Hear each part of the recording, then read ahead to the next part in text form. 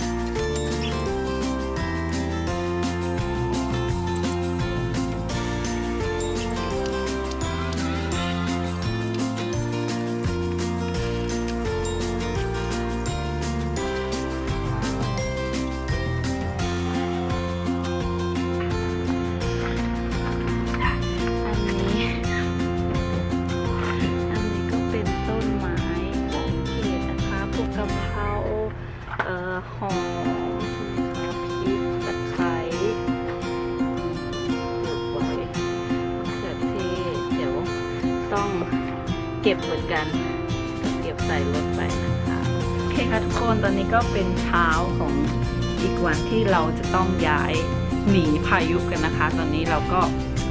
เก็บเรียบร้อยปุ๊บเข้ามาแล้วเพื่อนเข้ามาแล้วนะคะเก็บข้างบนของข้างบนก็เก็บให้เรียบร้อยเพราะว่าเวลาแบบ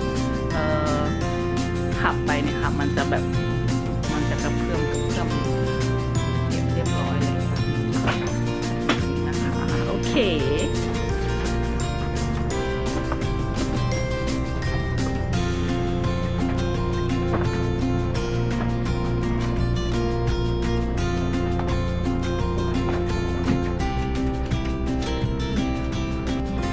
ประมาณนี้นะคะทุกคน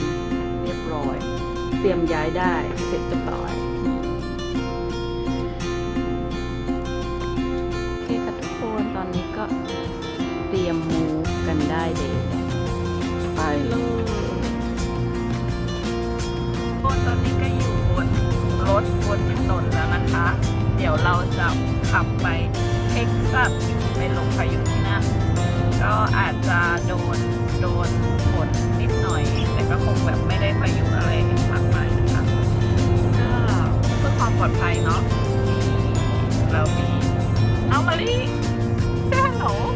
เซ่ฮัลโหลฮัลโหลฮัลโหล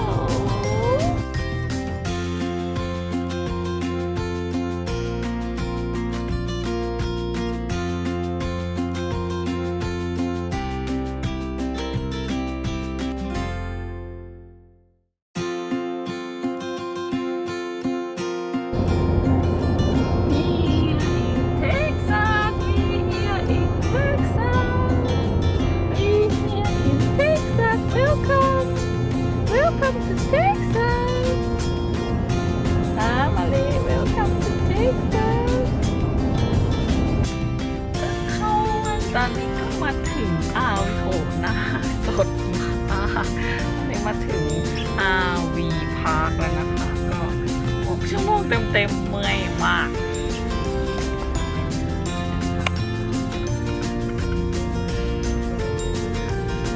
เป็นไงมาลินี่เฮียไป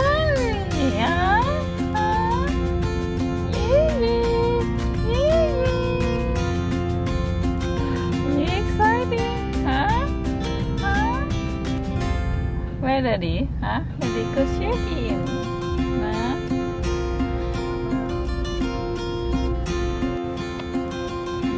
Oh,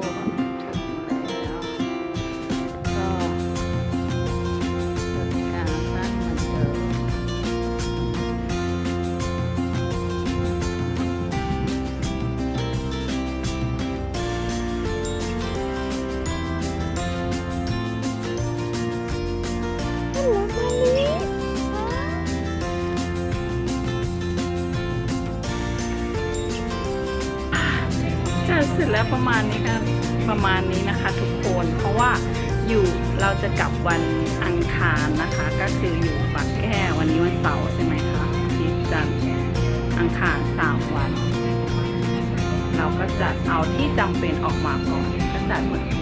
เป็นบ้านเหมือนเดิมเลยจะมืดหน่อยจะเก็บเปิดไฟ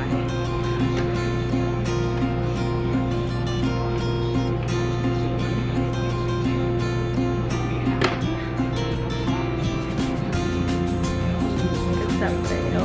เหมือนเดิมค่ะโอเคเราไปดูต้นไม้ข้างนอกต้นไม้อยู่รอดปลอดภัยเดี๋ยวต้นมะเขือนี้เดี๋ยวสูงแล้วต้องซื้อกระถางมาเปลี่ยนที่ใหญ่ขึ้นปลอดภัยทุกคนว่าอยู่บล็อกฮะว่าอยู่บล็อกอยู่วันวอเตอร์โอเคค่ะทุกคน เดี๋ยวก็เกดก็ขอจบคลิปนี้ไว้แค่นี้ก่อนนะคะ เดี๋ยวถ้าเกิดเกดไปเที่ยวไหนที่เท็กซัสเดี๋ยวจะถ่ายมาให้ดูเป็นคลิปต่อไปนะคะ เจอกันใหม่คลิปวิดีโอหน้านะคะทุกคน บ๊ายบาย บ๊ายบาย มาลิบ๊ายบาย บ๊ายบาย